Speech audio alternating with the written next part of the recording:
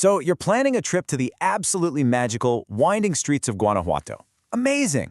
But maybe you're looking at all the hotel options and feeling, well, a little overwhelmed. Trust me, you are not alone. In this explainer, we're going to cut right through all that noise and help you find your perfect spot right in the heart of the action. It all starts right here, in an alley so incredibly narrow, we're talking just 68 centimeters wide, that the balconies on opposite sides almost touch. This is the famous Callejón del Beso, the Alley of the Kiss. And believe me, this tiny, intimate spot is the romantic soul of Guanajuato. But here's the thing, that popularity, it creates a bit of a problem. The historic center is just packed, with over 140 hotels all fighting for your attention. So how in the world do you filter through all of that and find the one that's actually right for your trip? Well, that's exactly what we're here to figure out. Okay, first, why all the fuss about this one specific spot? Well, the legend says that any lovers who kiss on the third step of this alley are granted 7 years of pure happiness. It's that romantic promise that draws millions of people here, making these few streets the most wanted real estate for travelers in the entire city. But you know, it wasn't always this crazy tourist hub. The city's hotel scene has gone through this massive transformation. Let's take a quick look at how we got from a pretty quiet colonial town to the bustling destination it is today. So check out this timeline, because this is where things get interesting. Before 1988, you're looking at maybe a dozen simple hotels. That's it. But then UNESCO designated Guanajuato a World Heritage Site, and bam, the world suddenly took notice. Then you throw in social media, which turned the Callejón into this must-see bucket list item, and you get an explosion of hotels. This boom created what we have today, a paradox of choice. And that brings us to the main decision that you're going to have to make. Honestly, pretty much every choice you make when booking boils down to a trade-off between two key things: location and price. Understanding this is the absolute secret to booking smart. You know, I love this analogy from our source. It's perfect, right? You're basically trading amenities, you know, the legroom on the plane or maybe the rooftop pool at the hotel for a lower price tag. Both get you to Guanajuato, but the experience is going to be totally different.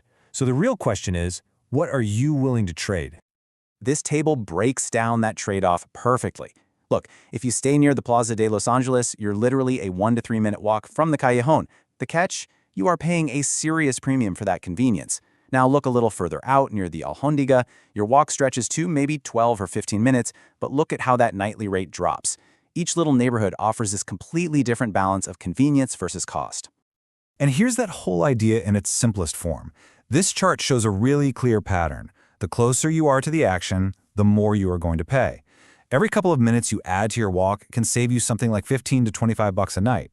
The big question you have to ask yourself is that walk worth the savings? As we'll see, maybe not.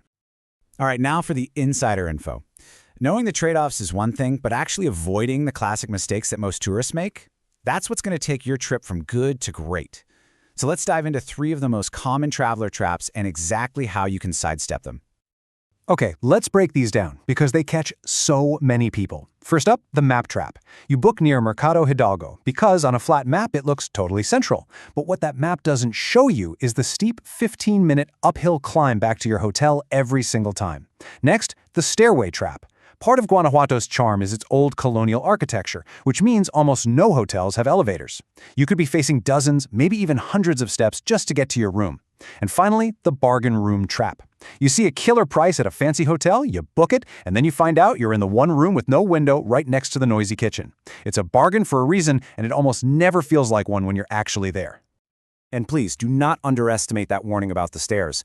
This quote from a traveler says it all. She ended up climbing over 700 steps in just 3 days. Her knees hurt for a week. That charming colonial architecture can turn into a physical nightmare that can honestly mess up your whole vacation. Always, always ask. So how do we put all of this together to find that perfect stay? Let's distill everything we've talked about down into a super simple, actionable formula, and we'll use a real-world example to see exactly how it plays out. So let's look at 2 couples. We've got Sarah and Tom, who stayed just a 2-minute walk from the alley. Then their friends stayed 14 minutes away to save 20 bucks a night. Over 4 nights, that's an initial savings of $80. On the surface, it seems like the friends got the better deal, right? But did they really? Well, after just 2 days of those long, uphill walks back to their hotel, the friends got tired and started taking taxis. Over the whole trip, they ended up spending around $32 on transportation, which immediately started eating into that $80 savings. But honestly, the real cost wasn't even the money. It was their time. They spent nearly 3 extra hours of their precious vacation just walking back and forth to their hotel. Meanwhile, Sarah and Tom could just pop back for a quick nap or to drop off shopping bags in minutes. So when you do the math, the big takeaway is their actual net savings wasn't $80 at all. It was only about $48. And for that tiny amount, they gave up convenience, spontaneity, and almost 3 hours of their trip. Doesn't seem worth it. And this whole story perfectly illustrates what we're going to call the proximity principle. A great location isn't just a dot on a map. It's about having the freedom and flexibility to be spontaneous. It's about saving your energy for exploring. And it's about catching all those extra little moments of magic because you're right there. Okay, so before you click book, run through this quick checklist. Look at reviews from the last 3 to 6 months, not older. Message the hotel directly about stairs and parking. Don't just trust the website. Ask about noise if you're a light sleeper. And this last one is non-negotiable. Always, always book a rate you can cancel. Think of it as your safety net. So here is how you put that proximity principle into action. It's one simple rule. Figure out your nightly budget. Then just add $20 or $30 to it. Then, with that new number, book the absolute closest, best-reviewed hotel you can possibly afford. That little extra investment? It isn't for a fancier room. It's a direct purchase of time, energy, and all that spontaneous magic you came to Guanajuato to find in the first place. Ultimately, it all just boils down to this one question. You traveled all this way to soak in the atmosphere of Guanajuato, to feel its history, its romance.